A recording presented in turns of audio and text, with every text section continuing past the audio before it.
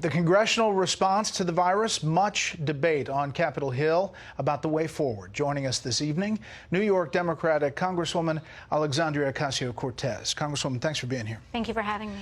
What's your concern? What do you think Congress will do? Well, I think what we're seeing right now are a lot of dramatic developments this week in response to the coronavirus, both with our public health and in our economic response. And so what we need to do is act swiftly to not just concentrate on solutions for Wall Street, but we need to provide relief for working Americans who are living off of tips, who are getting laid off, whose shifts are being canceled all of a sudden. And we need to make sure that we act very quickly. And that's why I think it's imperative that we pass the bill that's been presented today, which includes paid sick leave, which includes extended unemployment benefits, protections for Medicaid, and also making sure that we're taking action to protect doctors and nurses and hospital workers on the front line. There's been some negotiations between Speaker Pelosi and Treasury Secretary Mnuchin, apparently all day long. And obviously, there's a concern about what the Senate will do or won't do with the House bill. The payroll tax holiday never really took off. Democrats, you weren't there at the time, but they were supportive of it under President Obama. Doesn't work this time? I think what we need to see is what tools we use for what responses. So a payroll tax is one thing to be considered when there are certain economic indicators. But right now, what we are dealing with is a pandemic. And so what we need to make sure is that we're taking swift actions right now to protect doctors, to protect people on Medicaid, to make sure that people can see a doctor. And those are the things that we need to be focusing on right now. We can talk about a payroll tax later. You can talk about, debate all of these sorts of things at another time. But right now is the moment for swift action to make sure we're protecting our elders and our immunocompromised Americans. I want to play what President Trump said yesterday about politics. Take a listen. We have the best economy, the most advanced health care, and the most talented doctors, scientists, and researchers anywhere in the world. We are all in this together. We must put politics aside, stop the partisanship, and unify together as one nation and one family. Agree with that?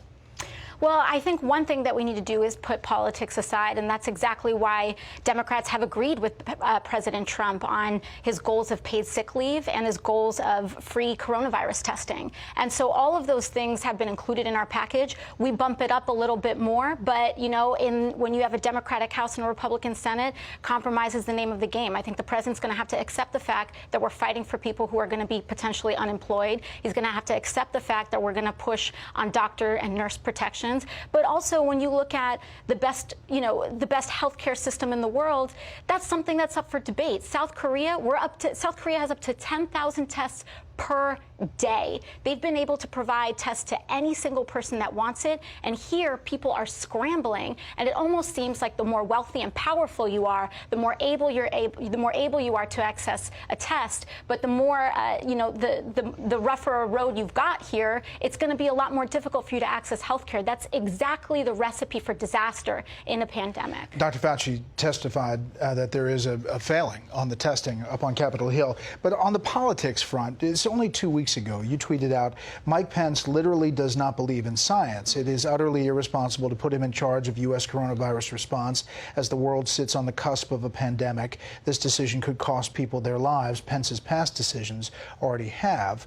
Obviously, Vice President Pence was the head of the coronavirus task force, but Dr. Anthony Fauci, the head of the CDC, all those other scientists were also a part of it. Isn't that politics? Well, I disagree with the appointment of Vice President Pence. I have made that extraordinarily clear. But at the end of the day, he's there. So we need to focus on the actions that need to be happening right now. And the actions that need to be happening is making sure that we're taking care of people who are going to be hurting as a result of this. Again, this is a public health crisis, but it's also an economic crisis. And on the public health front, we have a lot of people who are older and who are immunocompromised in this country. And the coronavirus has been testified from the CDC director as 10 times more lethal than the flu. Sure. And then people point to the H1N1 virus, and it killed a lot of people in the U.S.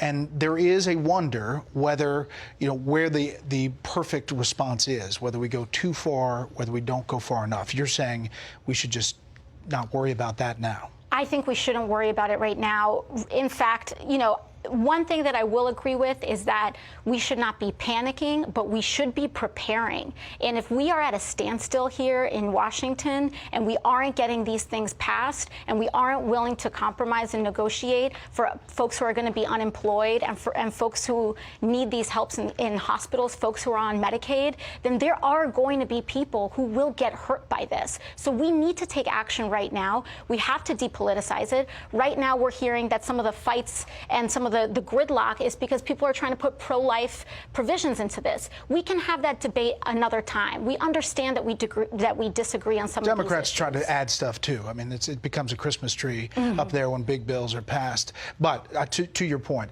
I want to ask you a couple questions about the race, presidential race. You're Bernie Sanders' most prominent surrogate.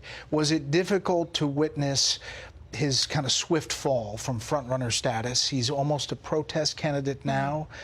Your thoughts on that? Well, I think one of the things that we saw with Bernie Sanders' leadership, even today, is how transformative it is for the American people. Just today, he laid out a very strong plan and response for the coronavirus for everyday people, for Main Street, not just Wall Street. He's talking about how do we make sure that everyone who needs access to Medicare can get it, and that Medicare is improved and expanded. How do we make sure that people aren't getting booted out of their homes, whether it's not being able to afford their mortgage payment this month or not being able to afford their rent payment. But it does seem like Joe Biden is on his way to the nomination. Are you worried that he's not going to be saying those things?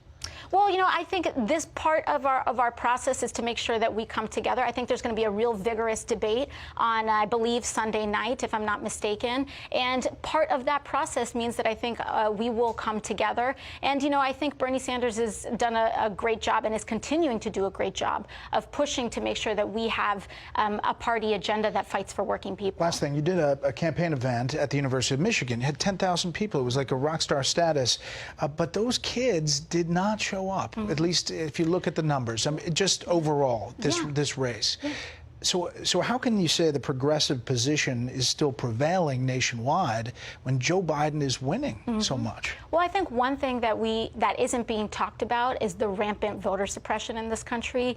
Right there in Ann Arbor, where we had that rally, those kids were waiting 3 hours in line to vote in Michigan. And so when we talk about who's turning out and who's not turning out, we absolutely... So just to be clear, you're saying that you think voters didn't get to vote that wanted to vote in Michigan? Absolutely. You know, obviously there's also more that we need to do in terms of turning out youth voters. It's we need to make sure that we're inspiring young people to turn out. But when you do turn out, you should not be waiting 3, 4, 7 hours in order to vote. Last and thing, that causes people you're to leave. working within the system now on this legislation. You've struck some conciliatory tones tonight and on Capitol Hill.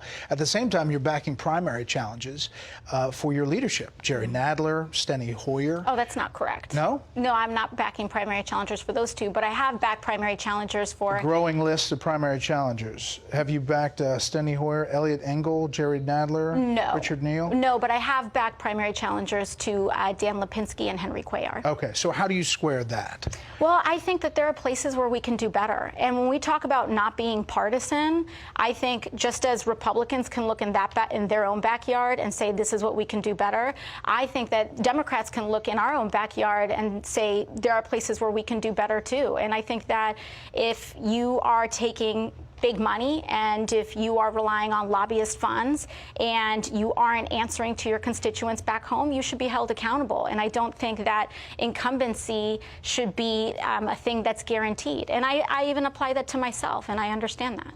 Congresswoman, we appreciate your time. Of course. Thank you for having me.